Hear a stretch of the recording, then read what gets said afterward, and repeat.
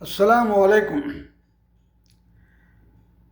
قرآن پر اگر غور کرتے ہوئے ہم قرآن کو پڑھیں، جیسا ہم کئی دفعہ شیئر کر چکے ہیں کہ وہ لفظ، وہ سین، وہ بات اس کے سوا کوئی نہیں کر سکتا جس نے اسے تخلیق کیا ہے۔ اور اللہ یہاں جو بات کر رہا ہے وہ اس دنیا کی بھی نہیں کر رہا، وہ اس دنیا کی کر رہا ہے جو ابھی کسی نے دیکھی بھی نہیں۔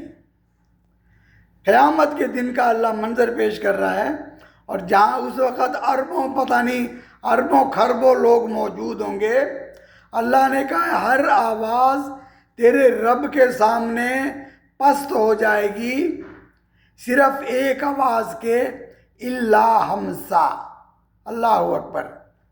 اندازہ لگائیے 1000 2000 آدمی جہاں جمع ہوں، اگر خاموش بھی ہوں تو کتنی آواز ہوتی ہے۔ اللہ نے کہا کوئی آواز نہیں آ رہی ہوگی سوائے ایک ہمسا کی آواز ہوگی، سی آواز ہوگی۔ مفسرین نے لکھا ہے کہ جو لوگ صحرا میں اونٹ پر سفر کرتے ہیں، بالکل خاموشی ہو، ہوا کی آواز بھی نہ آ رہی ہو، اونٹ کے چلنے کی آواز، اونٹ کا پیر جب ریت پر پڑتا ہے اور ریت اپنی جگہ سے تھوڑی ہلتی ہے تو مسلسل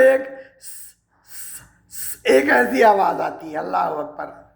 لکھا کہ عرب اس آواز سے مانوس تھے کہ صرف ایک سا سا کر کے آواز آتی ہے۔ اللہ نے کہا اس دن سوائے اس آواز کے کہ لوگوں کی گفتگو نہیں ہوگی، خاموش ہوں گے، صرف ایک آواز ہوگی جیسے اونٹ کے ریت پر چلنے کی آواز ہوتی ہے۔ کون کہہ سکتا ہے اس بات کو سوائے اس کے جس نے یہ تخلیق کیا اور اس دن کو وہ تخلیق کرے گا۔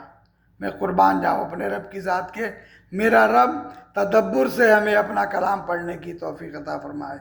السلام علیکم ورحمۃ اللہ۔